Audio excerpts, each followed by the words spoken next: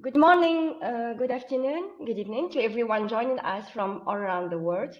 Welcome to VTS Young Professional Webinar. We are delighted to have you with us today for an engaging and insightful session. I am Shadliya Ben Naila, Secretary of the VTS Young Professional Committee and Coordinator of the Young Professional Webinar Series. Today, we are pleased to host Dr. Qurrat Al-Ain Nadim, Assistant Professor at New York University, Abu Dhabi. Dr. Qurrat Al-Ain is also associate faculty at New York University, London. She earned her master and PhD from KAUST, Saudi Arabia, and previously conducted postdoctoral research at UBC. Her research focused mainly on wireless communication, signal processing, electromagnetism, and antenna theory. Her work has received several honors, including the Marconi Society Paul Baron Young Scholar Award, and NSERC Postdoctoral Award, a recognition as N2 Women Rising Star, and other IEEE Communication Society awards. We are delighted to explore her perspective on coexistence of cellular connected terrestrial and aerial users in 6G and beyond. Without further delay, please join me in warmly welcoming Dr. Annie. Dr. Annie, the floor is all yours. Thank you very much, Edlia. Thank you for the kind introduction. Hello, everybody. Just very quickly again, my name is Annie, full name Qurrat Al-Ain, but I usually go with Annie. I am a faculty at New York University's campus in Abu Dhabi, and I'm also an associated faculty at NYU Tandon, where I'm a part of NYU Wireless. And today I would be presenting some of my lab's research around the coexistence of cellular connected terrestrial and aerial users in 6G and beyond, where we'll really see how emerging aerial users such as UAVs and drones can be reliably integrated into existing and future cellular networks. Before I present the outline of my talk and then get into the details, I always love to introduce my lab as well, who put in a lot of effort into the works that I then present. So I lead the NXU Wireless Lab at NYU Abu Dhabi. At the moment, it's a young lab since I'm also a young faculty member.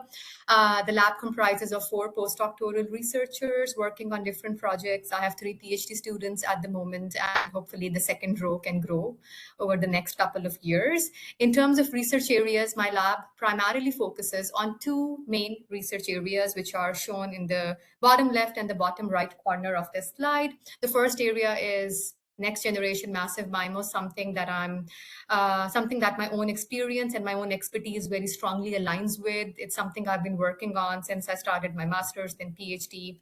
So we look at different emerging massive MIMO architectures from their physical layer design perspective, as well as developing some proof of concepts for our techniques.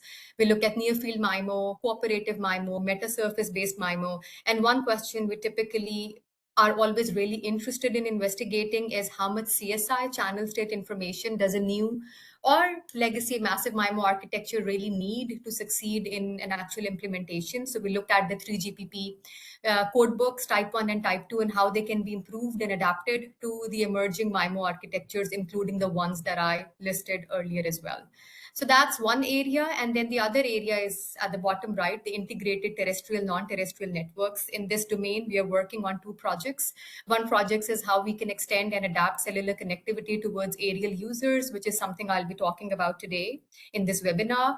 And then the other project is how can ground cellular systems and satellite systems coexist in the emerging upper mid-band or the FR3 band. As you know, FR3 is one of the strong candidates for adoption within the 6G standard. However, it's not a greenfield spectrum because satellites are already there. So an important question, if we have to upgrade all base stations to use frequencies within this FR3 band, is to control the interference they can cause in the uplink to the satellites and in the downlink to the satellite users. So we are looking at developing beamforming resource allocation techniques to kind of study this interference and come up with methods to mitigate this interference.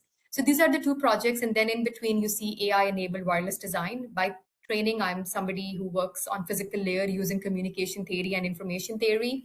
But the problems are becoming increasingly complex. They are becoming increasingly involved. So we are looking at how learning can help in different scenarios, especially when it comes to large scale resource allocation problem, or also in terms of improving the existing code books, how learning can help to tailor the code books to different propagation environments and deployment scenarios. So that's a bit about my lab, the kind of research other than what I'll present today that we do. In terms of today's presentation, I will definitely start by introducing very briefly why is it important to think about providing cellular connectivity to aerial users? Why are we thinking along these directions? We'll also then look at, from an overview perspective, the three key solutions that exist in the 3GPP standard or have been developed in papers to provide cellular connectivity to aerial users. I'll give like a high level perspective as to the pros and cons of these methods. Then I'll narrow down to the first method, which is the one that exists in 3GPP standard at the moment for providing coverage to aerial users, which is to use the existing terrestrial infrastructure as it is and think of UAVs as another set of users that we need to multiplex, that we need to serve. And we will see how the UAV performance looks like under that architecture. And we will see that the performance is quite limited, which will then motivate another architecture that we have been developing with a lot of discussion from telco partners within the UAE as what would be the best enhancement within our networks at the moment to provide coverage to aerial users. And that architecture is a co-location architecture that I'll introduce, and I'll show you the performance of the UAV user under this architecture before I conclude with the main takeaways. So let's get started. So like UAVs or drones, I'm sure you all have heard about it. They're becoming increasingly important across a wide range of applications. For example, in logistics, drones are now being considered for transporting medicines, foods, or for last mile cargo delivery in urban environments. For example, Amazon Prime Air is already operating drones for deliveries in a couple of cities in the United States. So that's one application you would have seen actually, taking up shape, as well as being discussed a lot in different sectors. Then aerial surveillance, UAVs and drones have been used for surveillance for a long time, for example in military, but they're also being integrated now, for example in smart irrigation systems to track crop health, to monitor the irrigation levels. They are being integrated into smart transportation systems to monitor the traffic flow that could then guide the operation of the traffic systems, the traffic lights in cities. They can also be used to monitor the crowd flow, the movement of the people in the event of large gatherings, such as concerts, such as sporting events, and so on and so forth. And then, unfortunately, UAVs also find a lot of use cases in disaster relief, where they can be invaluable for quick damage assessment of areas struck by some disasters, such as wildfire or flood. And in such areas, they can also be used for emergency delivery of life-saving supplies like food, medicines. And these two applications are something, by the way, that I've seen myself personally. I was in Canada for a couple of years on the West Coast, right in the middle of the wildfire region. So I was in a city called Kelowna, very close to Vancouver, and we had a big wildfire, I think around 3 years ago in the summer. It was pretty, it went out of control quite quickly, and there were evacuation alerts for a lot of different neighborhoods in the city I was in as well. And I was living close to the lake, and they had this docking station for the UAVs over there, and I would see the UAVs take off every hour or so, and they would fly out into the area where there was wildfire, which again we could see across the lake from naked eye. And I believe they were sent, I'm not sure what data they collected, but I'm assuming they were sent to collect surveillance around how the wildfire was looking like, what was the extent of the fire, the damage, how quickly was it spreading, which was probably then guiding the actions of the fire departments and the teams. Similarly, I'm originally from Pakistan, and we get a lot of floods in the summer, especially southern Punjab. So there as well, I think 2 years ago, there was a big flood, and I was watching the news where drones were being used to provide food and medicines to the people who were stuck in those areas, and the ground transportation system was broken. So the government was using drones to provide them with relief packages until the ground transportation means could be restored. So UAVs are being considered, in a wide range, and are being used now in a wide range of sectors, in a wide range of applications. And if you open up actually any paper in wireless communications, you will see UAVs being used as base stations as well, as flying base stations to provide coverage and connectivity in hotspots, or to provide emergency connectivity, again, in areas struck by some disaster, or even to extend coverage in some scenarios. So, UAVs, like, the examples I've shown here are really for UAVs as UAV users, but then people are also thinking of UAVs as UAVs base stations, flying base stations. However, what's important is that what ties all these applications together is the need for reliable and ubiquitous connectivity, not just for data transfer, but also for the safe command and control of these aerial vehicles.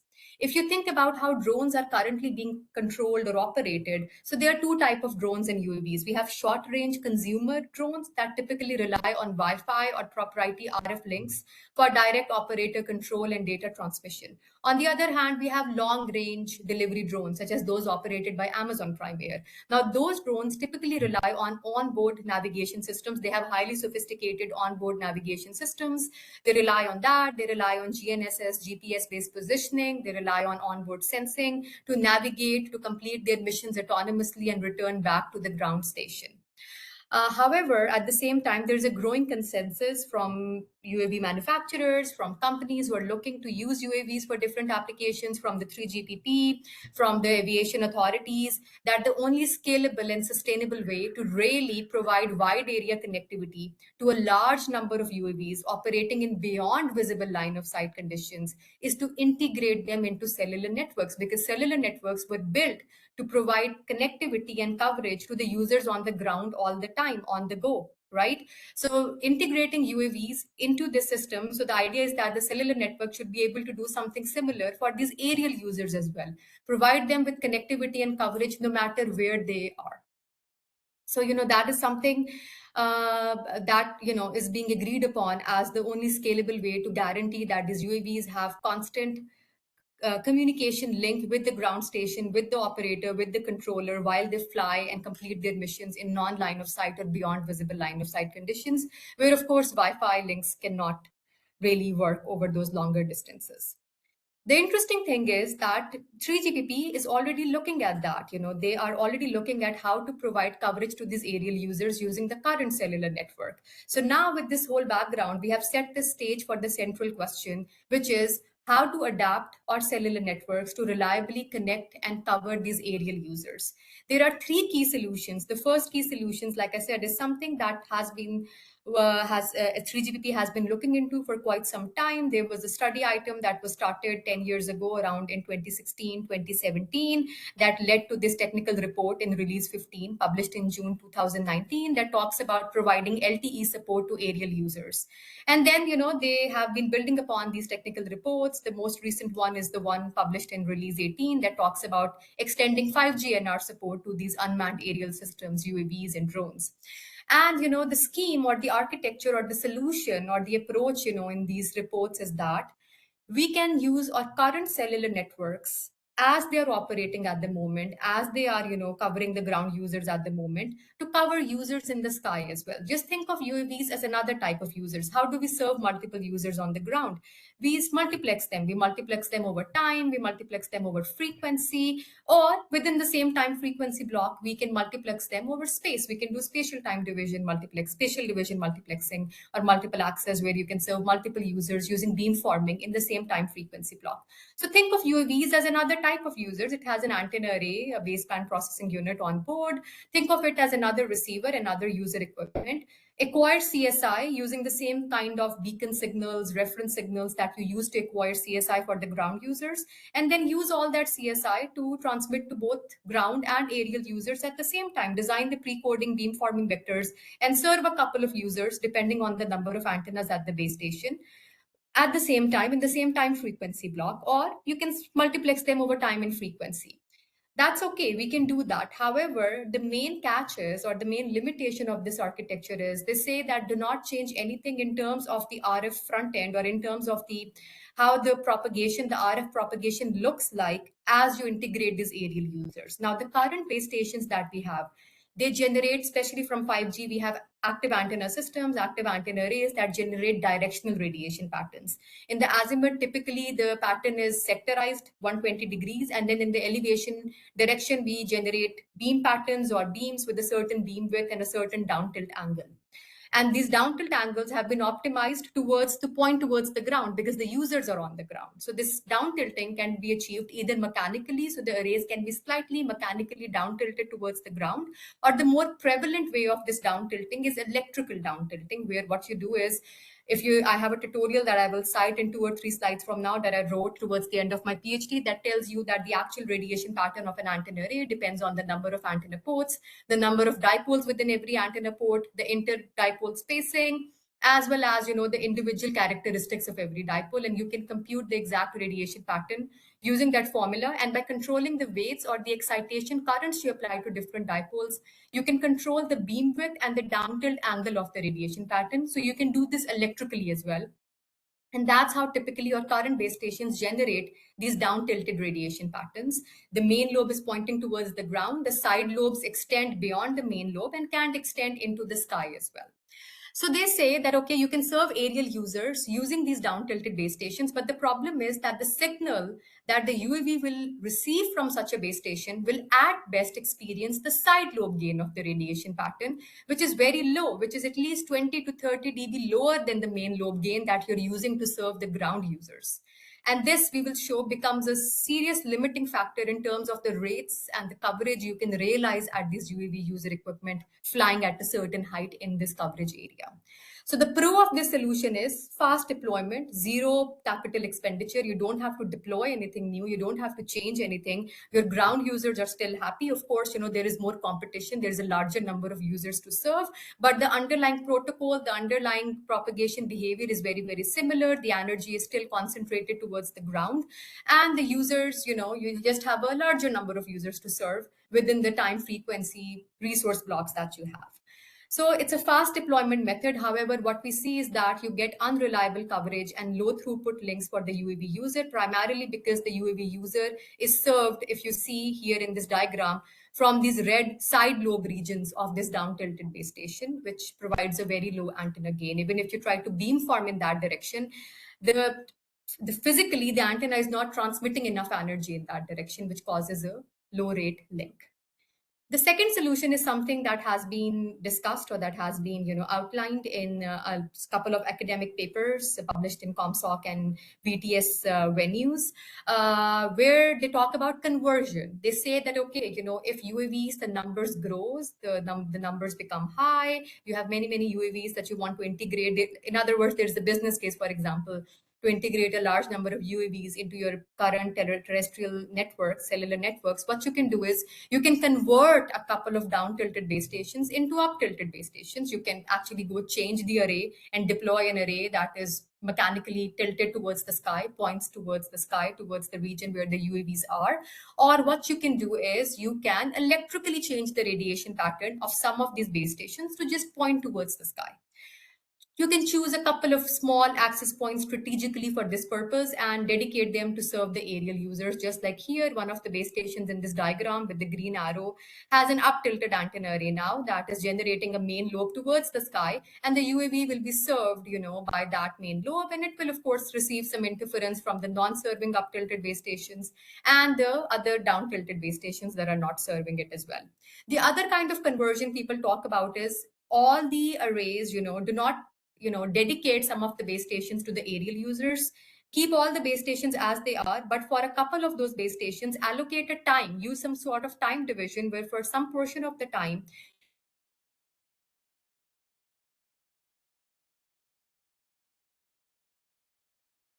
radiation pattern pointed towards the users on the ground. So that's another kind of conversion people talk about. Of course, this will really improve the performance at the UAV because the UAV, whenever it's served during whatever time window it gets or using whatever dedicated up-tilted base station it gets, it will experience a strong desired signal because it will receive a signal that will experience the main lobe gain of the radiation pattern. The con is a big con, actually, performance loss at the ground users. You're either taking away some base stations that were originally supposed to serve the ground users, or you are saying that these base stations will be serving aerial users solely for a portion of the time. that they would have otherwise scheduled and served ground users. So you're taking away resources, physical resources, in terms of time or in terms of the site itself from the ground users and giving it to the UAV users.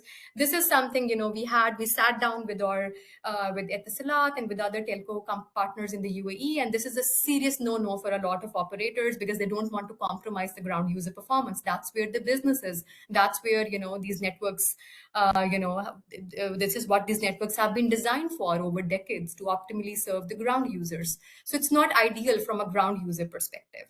The third approach is, by the way, I'm citing a magazine article at the bottom. This is awaiting a final decision. So hopefully, you will be able to access it soon. I can even ask my postdoc to upload it on archive in case you want to see a summary of all these different schemes and the papers specifically that talk about the conversion scheme and the technical reports that talk about the first method using base stations as they are. The third approach is the co-location architecture. That is something we have outlined in some of our recent published works as well, that I will cite in a couple of slides from now. In this architecture, the idea is that you keep your down-tilted base station infrastructure as it is. All the base stations are generating these down-tilted radiation patterns, but on a fraction of these base stations, let's say 20% of the base stations in a city such as Abu Dhabi, you co-locate up-tilted antenna array. So you install a new antenna array. This is an up-tilted antenna array, mechanically, ideally, or electrically, however you want to control that radiation pattern. It has, so you deploy a new RF front end, a new antenna array that is pointing towards the sky, that has a radiation pattern pointing towards the sky, and it is controlled by the same baseband processing unit that is controlling your down-tilted RF front end as well. So you can have a common baseband processing unit, a common base station site, but you have two antenna arrays and RF front ends, one for the down-tilted base station for the users on the ground. So that was already there, keep it as it is, and install a new array for the UAV user equipment. This, of course, incurs some cost because you're installing a new RF front end, but know that you're not installing a new site. You're installing a new array and an RF front end and using the same baseband processing unit. So you will definitely incur some cost, which you can think of as a con. And that brings me to this important point, that there has to be indeed a business case first for the UAVs. For example, in Dubai, they're looking at using UAVs for deliveries in certain regions. So it might be worth it to consider this co-location architecture, at least in those regions, to provide cellular coverage to these larger number of UAV users that will be used for delivery by different companies. So, this architecture has this has this con, but the pro is the UAV user will be served by a dedicated up-tilted base station. So it will be served through the main lobe gain of an up-tilted base station. And also the second advantage, compared specifically to the conversion approaches, the ground users are not going to suffer. They're not going to lose their performance. There will be some side lobe interference from the up-tilted base station at the ground user, but with directional up-tilted antenna arrays, this interference will be quite negligible. It will be quite low, as we will show. And the ground user equipment will achieve up to around 90 to 95% of the performance it was achieving even without these up-tilted antenna arrays, which is a very, very small loss. A 3 to 4 to 5% loss is what we observed in our simulations with such kind of a co-location architecture where you have these directional main lobes pointing towards the UAV users. One point I would also like to make here is that co-location is actually something that is very, very encouraged. It's very, very encouraged by the FAA as well. For example, as we moved from LTE to 5G and we upgraded our base stations to FR2, along with using FR1 that they were already using, it was strongly encouraged that we should not deploy new sites, but wherever possible, co-locate new antenna arrays suitable for those bands at the same sites. So this co-location happened extensively when base stations were upgraded to millimeter wave and FR2. Here, we are not co-locating in order to support a new band, but we are co-locating array to support a new application using the same site, but a dedicated array to serve these aerial users. And in what will follow, I would like to, here in these three slides, I just gave you an overview of the three solutions that exist at the moment if you open the literature. One solution, it's there in the standard. I focused on the standard, and a lot of works have also looked into it. For example, what would be the optimal multiplexing to serve aerial and ground users with the existing down-tilted base stations. But the first architecture really is the more prevalent architecture at the moment. It's there in the 3GPP standard. It's also there in a lot of academic papers that uses the down-tilted base stations as they are to serve the aerial users from the side lobe region. So what I want to do is I want to show you the performance of the UAV under that architecture.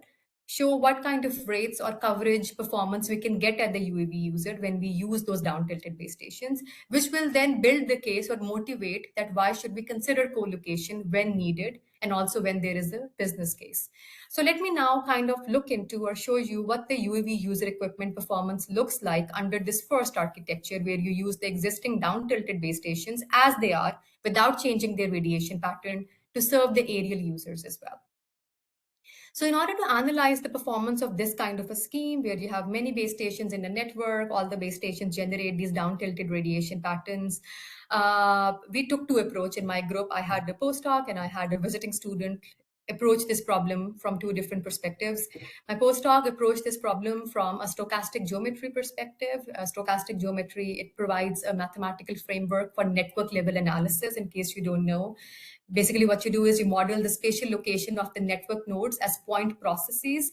And because of that, averaging on those point processes, you're able to get analytical characterizations of key metrics such as desired signal distribution, aggregate interference, coverage probability, without relying on extensive simulations. So what you can do is you can consider a network of base stations. The position of the base stations are modeled as these point processes. You put a typical UAV user in this network.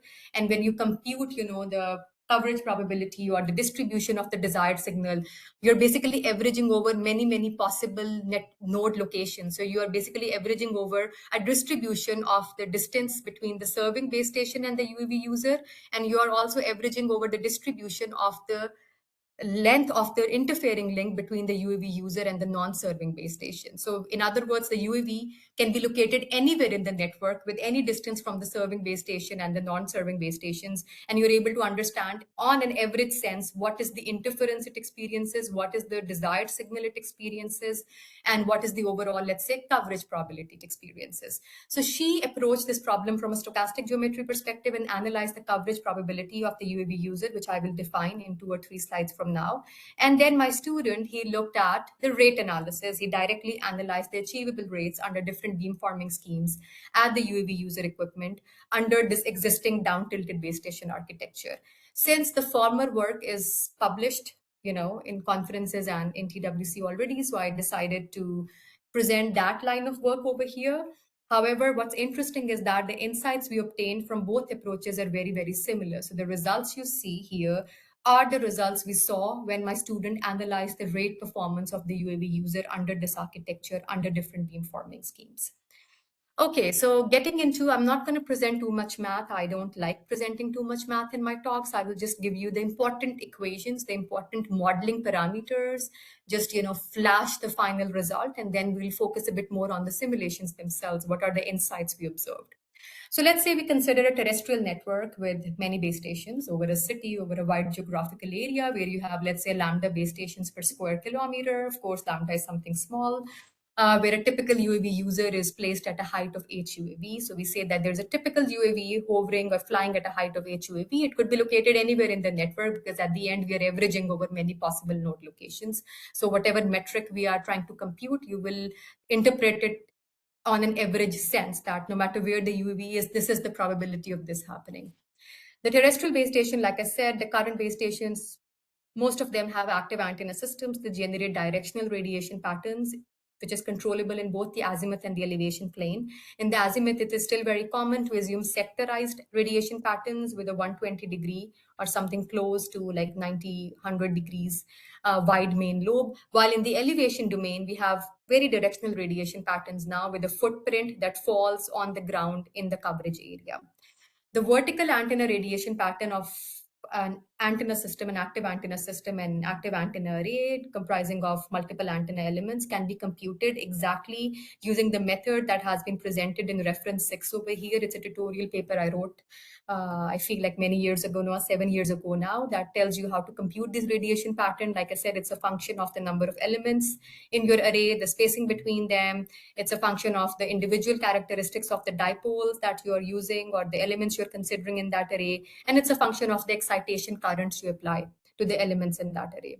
So all that together will then control or tell you what the radiation pattern will look like, what will be the main lobe width, what will be the down tilt angle, what will be the side lobe levels in your radiation pattern. However, that radiation pattern has been abstracted using this simple equation you see on this slide, GV theta. You will find that in multiple 3GPP reports. You will find them in multiple standardized channel models as well that incorporate radiation pattern. So they say that, that actual radiation pattern can be approximated or abstracted using this equation that depends on three factors, three terms that are typically given. They are design parameters. You can choose them and decide depending on what you want to do.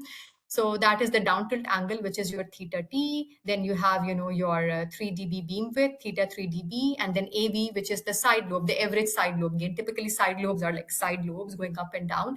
But in this abstraction, the side lobe level is modeled using a constant average value of those side lobe levels, which is typically minus 20 dB in most of these standards that use this equation. So this is an abstraction. This is not the actual radiation pattern. The actual radiation pattern depends on physical parameters, but this is a pretty good abstraction, and you will see its verification in reference 6 as well if you're interested in modeling these radiation patterns. So overall, the radiation pattern is characterized by the down tilt angle, the 3 dB beam width of the main lobe, and the side lobe level. And this theta is then the elevation angle at which you want to measure this radiation pattern, at which you want to measure what the antenna gain is going to be. So theta can be computed. Let's say we are interested in the performance of the UAV user. That's the user I'm interested in, not the ground user, the UAV user. I want to see how its performance is under this architecture. I can compute theta for it easily using the height difference between the nodes and the 3D distance between the base station and the UAV. Typically, this equation is defined, with respect to this positive x-axis. The elevation angles of the ground users are positive with respect to this reference axis, and the elevation angle of the UAV is negative with this reference axis. Now, if I plot this antenna radiation pattern against the elevation angle theta, for two different choices of the radiation pattern parameters, down tilt and 3 dB beam width. The red curve here is for a 6-degree down tilt and a 10-degree beam width, while the blue curve is for a 30-degree down tilt and a 40-degree beam width, so it's a wider beam. The UAV will typically be located at angles between -5 and -40 degrees, depending on its height and depending on the horizontal distance between the UAV and the base station. At those negative angles, what you see here is that the radiation pattern is centered around positive angles. You are pointing the beam towards the ground. You're using down tilted base stations to serve the aerial user. The antenna gain that the UAV will experience will be this side lobe gain of -20 dB, which is quite limited compared to what the ground users can ideally experience. So this is what will result in the performance limitation that we will see for these aerial users when they are served by these down tilted base stations. The antenna gain they experience is really the side lobe gain. Okay, so with this in mind, keep this radiation pattern in mind because that is really the limiting factor for the performance. We will assume that the UAV user will connect to the closest down tilted terrestrial base station. Makes sense, And then the power received from the ith terrestrial base station at the typical UAV user can be expressed using this classical equation. It's a function of the transmitted power, the antenna gain at the location of the UAV user. So the antenna, like I said, the gain is a function of the angle of the UAV with respect to the base station, and the angle itself is a function of this distance r. So I parameterize this gain as with Ri over here. So at the ith, the UAV user experiences this received power from the ith terrestrial base station, the transmit power multiplied by the antenna gain at the UAV position, multiplied by the small scale fading GI, multiplied by the large scale fading factor Ri to the power minus alpha, where alpha is your path loss coefficient.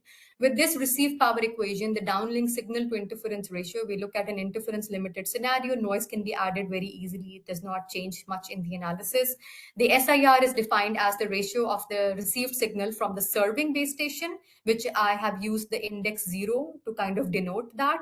So that's the received power from the serving base station, and then I is the aggregate interference that the UAV user receives from all the non-serving down tilted base stations. So it's a sum of the received power from all the non-serving down tilted base stations except the serving down tilted base station. And one point I would like to mention here is that this interference is, by the way, a very important factor in terms of the UAV user performance. And this is something that has been heavily discussed within the 3GPP TR that I cited earlier as well. Because the UAV is operating at a height, it is located at a height, enjoys a line of sight link from many base stations compared to a ground user that definitely does not have the neighboring base station in line of sight. The UAV, on the other hand, can have multiple base stations in line of sight. It is being served by the closest one, but it could potentially be receiving strong interference from the non-serving base stations as well. So that is something we will see, that the interference plays a big role in the UAV user performance as well.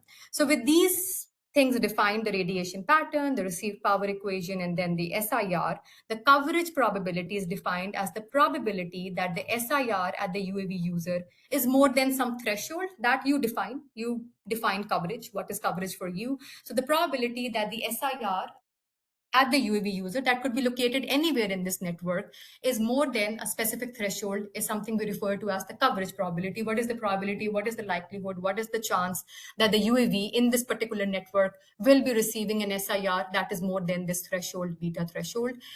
Using tools from stochastic geometry, using distributions of the distance between the serving base station and the UAV, and for the interfering distances between the interfering base stations and the UAV. Nasreen, my postdoc, was able to derive an analytical expression for the coverage probability at the UAV user using the existing down-tilted base station architecture. So we haven't changed the radiation patterns. We are using the existing down-tilted network that is serving the ground users. We have introduced aerial user as another user into this system, and we have characterized the coverage probability. I never call it a closed form expression. It's an analytical expression. It depends on one-dimensional integrals. She simplified this equation for some special cases where it turned into these nicer closed forms. But the nice thing is that it's an analytical expression. You don't have to simulate coverage probability using this original expression over many, many realizations for a certain choice of network parameter and then redo it in order to find how things change for a different choice. But rather, you can just use this analytical expression that depends on network parameters, channel statistics to find different design parameters. For example, one thing she did was she used this performance metric to find the optimal down tilt angle at the terrestrial base station to balance the performance between the terrestrial user and the aerial user. And what we see, when we simulate this coverage probability at the UAV user versus the down tilt angle at the terrestrial base stations, what we see is that the red curve over here is for the ground user equipment. We are simulating the coverage probability of the ground user equipment. The typical down tilt angle that our current base stations, commercial base stations use is 15 degrees, between 10 and 15 degrees. With such a down tilt angle, the coverage probability at the ground user is around 95%, which is great. And it should be, because these networks were developed to serve the ground users. They want to maximize this coverage probability. That has what everything has been all about, So if I set a threshold of minus 10 dB for my coverage probability, the ground users can achieve a 95% coverage probability, while the coverage probability at the UAV user, which is this green curve, is pretty poor. It's around 15% at a 15-degree down tilt, which is a problem, which means, if I decrease this beta threshold to minus 20 dB, the green curve will go up, which basically tells you that at best you can realize low throughput links at your UAV user and guarantee a high coverage for those low throughput links. But if you want to realize moderate throughput links, the coverage probability is quite low. And this is because of the side lobe gain. The signal arriving at the UAV user is experiencing the side lobe gain. It's not getting enough energy to get to the UAV user equipment in a reliable way.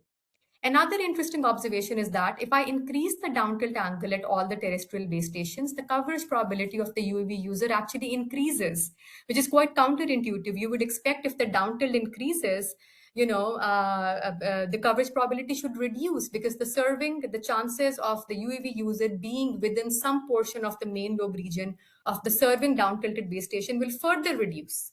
However, I think the coverage probability increase. That is because with respect to the serving base station, the UAV is already in the side lobe region of minus 20 dB. But by increasing the down tilt at other base stations, you are decreasing the likelihood of the interfering link experiencing a portion of the main lobe. And this interference, aggregate interference, is quite dominant in the UAV user performance, which is why, this effect dominates over a constant side lobe gain in the desired signal, and you see better performance until it saturates at some point as you increase the down tilt angle at all the terrestrial base stations in the network. But the main takeaway is that the terrestrial network, as it is with the down-tilted radiation patterns, cannot guarantee a reliable cellular link to the UAV users, primarily because of these side lobe gains. at best, low rate links can be realized. So if you want to guarantee higher rate links, you want to guarantee more ubiquitous connectivity, larger coverage probabilities, then we need to to some extent adapt our cellular networks to serve these aerial users. And like I said, one possible solution was conversion that is already there in some papers, but it causes loss at the performance of the ground user. The other solution is something we discussed with a couple of companies in the UAE, something that they are potentially willing to consider once they feel that there is a need to provide cellular coverage, better cellular coverage than what the down-tilted base stations are providing. And that is the co-location architecture, which I will now quickly present in terms of, the system model and quickly in terms of the simulation results. Shedlia, I think I have 10 to 12 minutes now, right, to finish my talk. Yeah, indeed. Yes.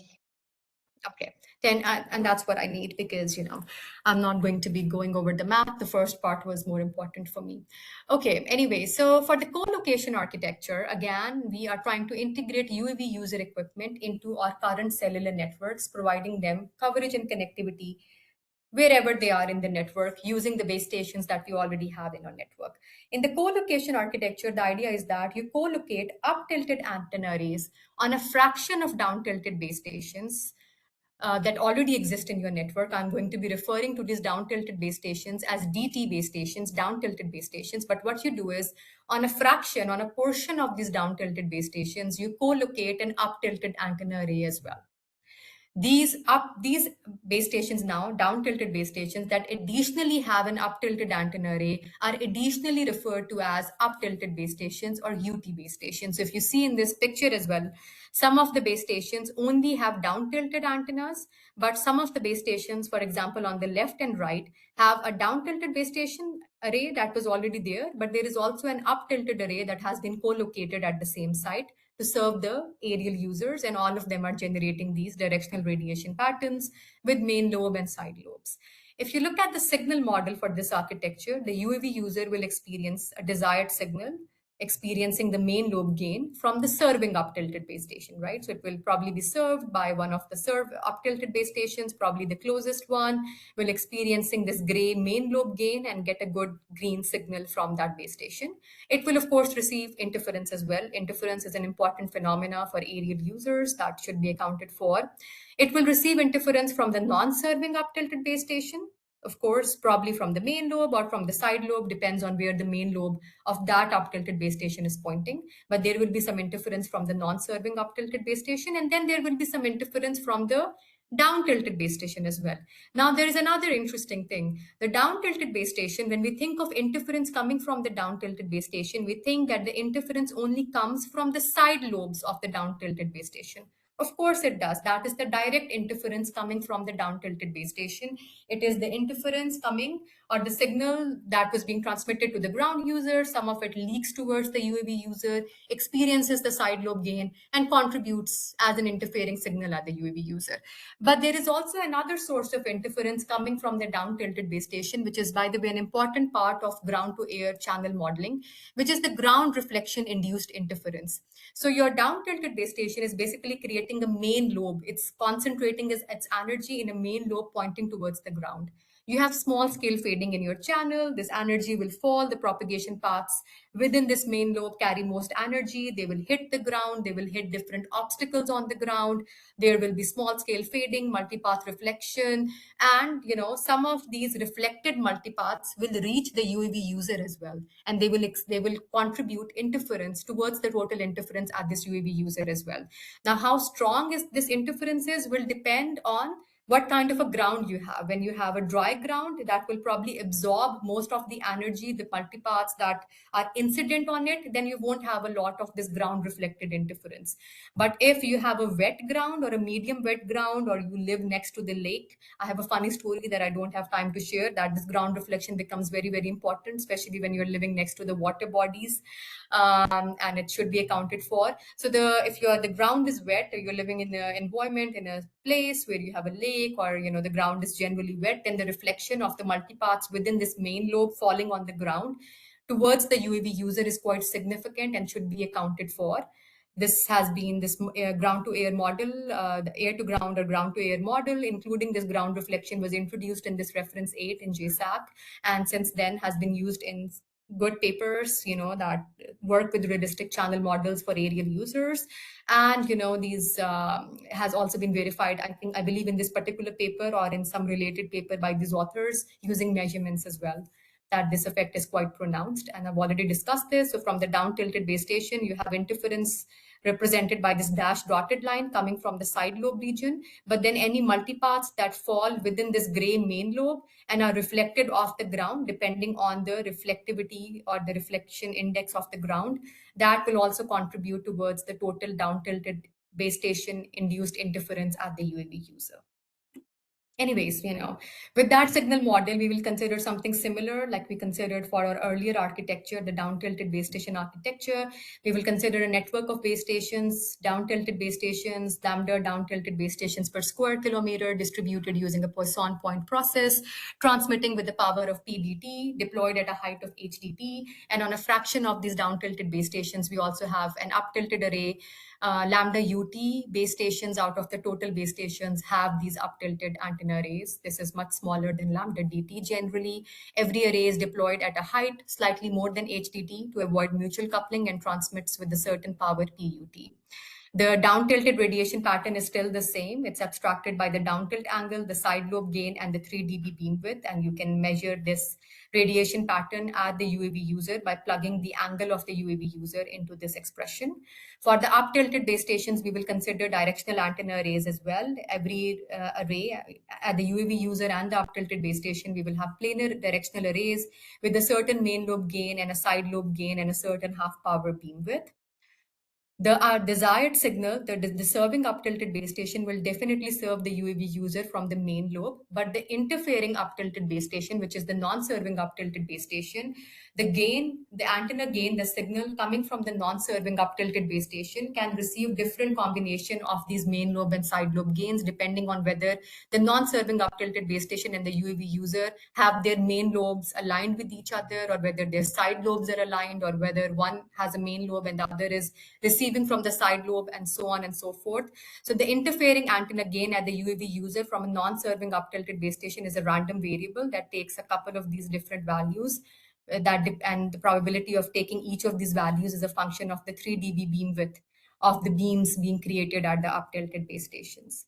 For the up-tilt base station UAV user, we consider a line of sight, non-line of sight channel model. It's a probabilistic line of sight, non-line of sight channel model. The probability that a UAV user is in the line of sight of an up-tilted base station is given by this equation. The received power is a function of, the antenna gain, the small scale fading, the large scale path loss. The antenna gain will be the main lobe gains of the UAV user and the up-tilted base station if it's the serving base station. Otherwise, this antenna gain will be this random variable for the non-serving up-tilted base station. So this equation PIUT is basically the received power equation at the typical UAV user from the ith up-tilted base station. One of them will be serving, the remaining will be non-serving, and depending on whether this ith up-tilted base station is a line of sight base station or a non-line of sight base station, the parameters will be different, the path loss factor will be different, the penetration loss will be different, and so on and so forth.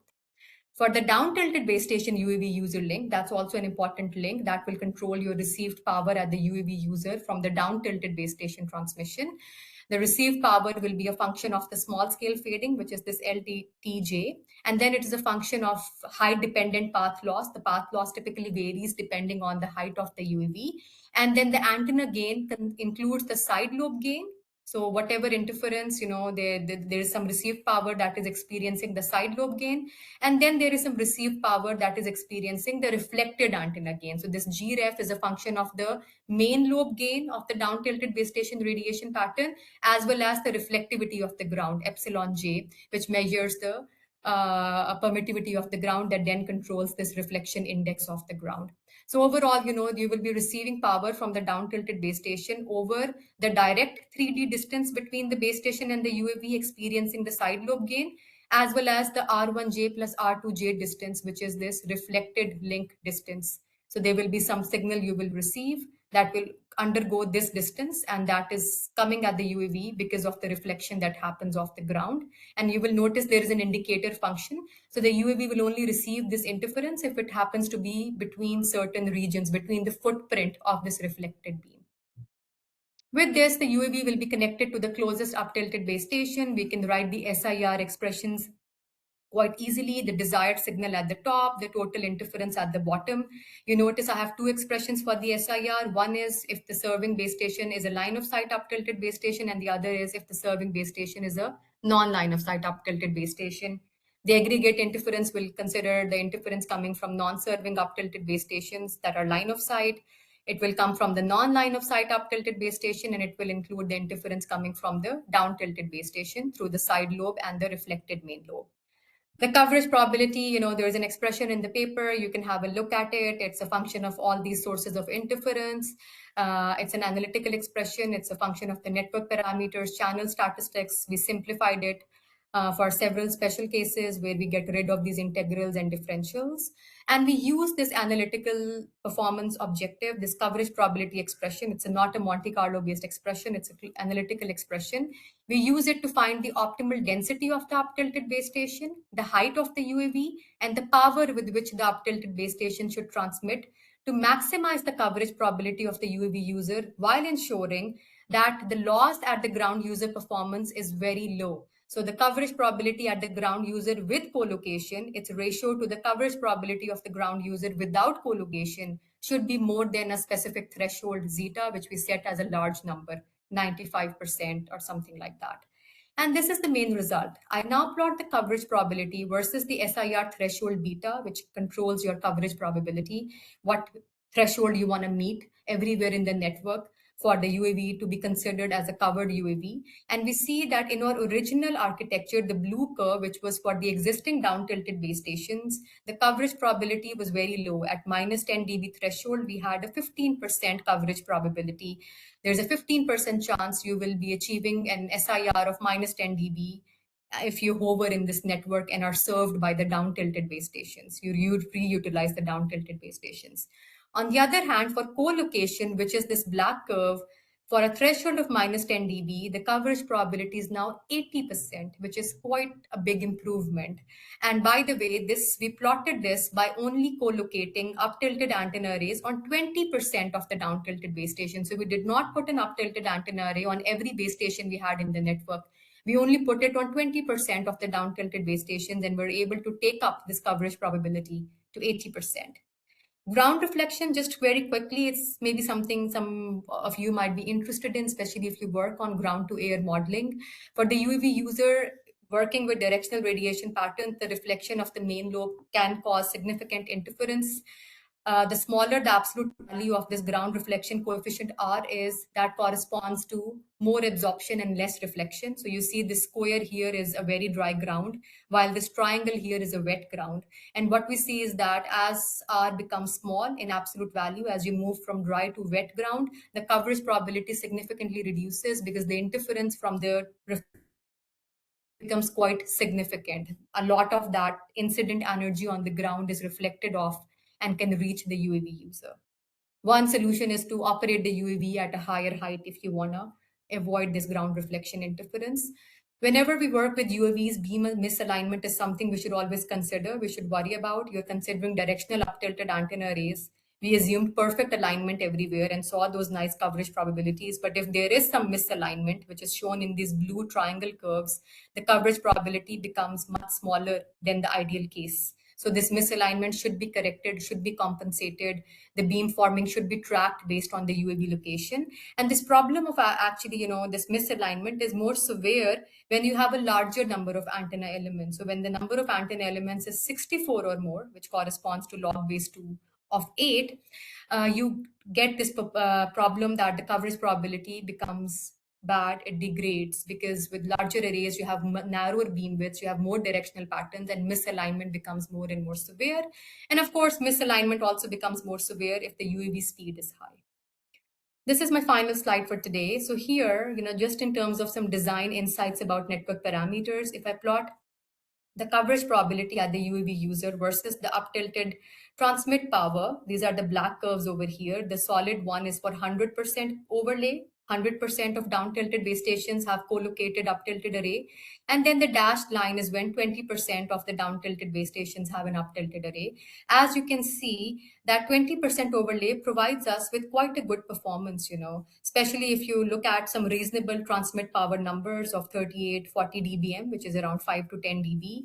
You get very good coverage probability at the UAV user. In fact, after a certain transmit power level, the 20% co-location provides a better performance than 100% co-location. And that is because with 100% co-location, you're also increasing the interference from the non-serving up-tilted base station. So this is an interesting trade-off.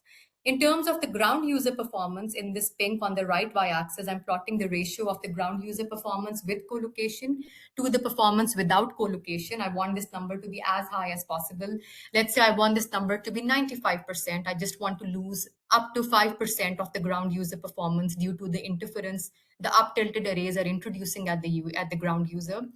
That means that I should be looking at a 20% co-location, because the solid curve, the performance loss at the ground user is much less than it is for this dotted curve, which corresponds to 100% overlay. I should definitely be co-locating 20% of the down tilted base stations with up tilted array, and I should be, if I stretch this line, I should be transmitting with the power of 36 dBm. So with the 36 dBm power at up-tilted base stations on 20% of the network, I can get a coverage probability of around 70% at the UAV user with only a 5% degradation in the ground user performance. So this is, the combined effect. So overall, co-location can be thought of as an important or, a practical solution to provide beyond visible line of sight connectivity to aerial users, provide them with moderate throughput links, which the current cellular networks, the down-tilted base stations cannot provide the UAV users with.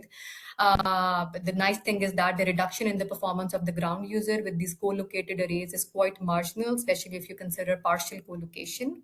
And some other insights are that, the ground reflection, we observed it to be an important phenomenon, at least from a simulations perspective. Ground reflection is included in the 3GPP report as well that works on UAV coverage performance analysis. So it is something, that affects the performance of the UAV user. Coverage probability, we were able to get good coverage with 20% overlay of up-tilted base stations. Increasing overlay percentages further can actually be detrimental, not just to the ground user, but also to the aerial user, because aggregate interference increases with more and more up-tilted base stations.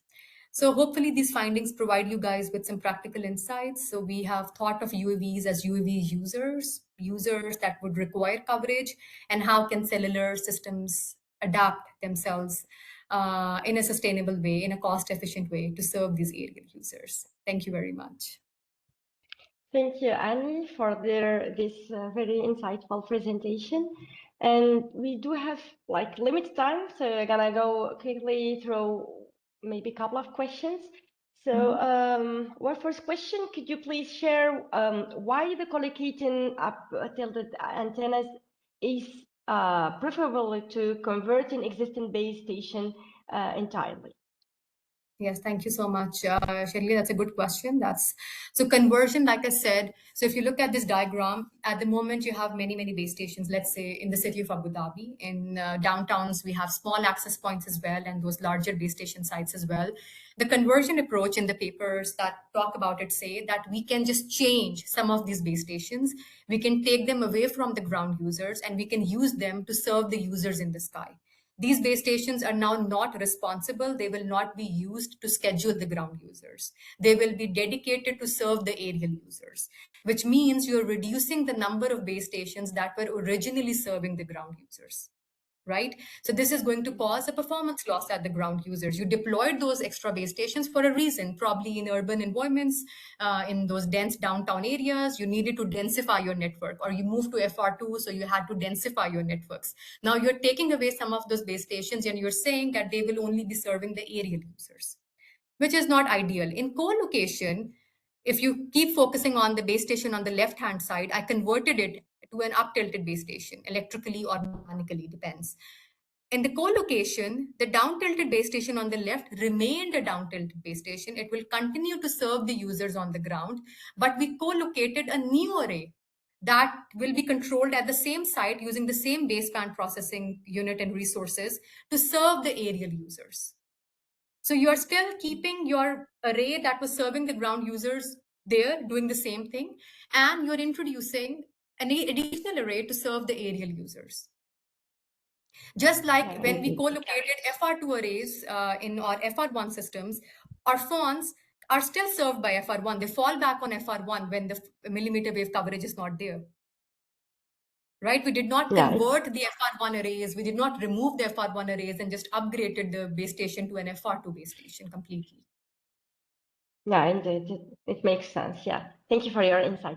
My next question is for operators planning aerial connectivity, which parameter should receive priority? Antenna density, transit power, or the UAV operating height? I think if they are looking at co-location, for example, I mean, if they're looking at the down-tilted base station infrastructure, then they can only work around with some management of the down-tilt angle itself, striking a balance between the ground user and the aerial user, uh, developing better beamforming schemes. They will still experience, the problem is the side lobe gain. They will still experience the side lobe gain. So at best, what they can do is they can try to, come up with better down tilt angles that could optimize the balance between the two type of users. But for the co-location scheme, there are different parameters. What base stations to choose to deploy these up-tilted antenna arrays on. So they have to strategically first choose those down-tilted base stations where they will co-locate an up-tilted array.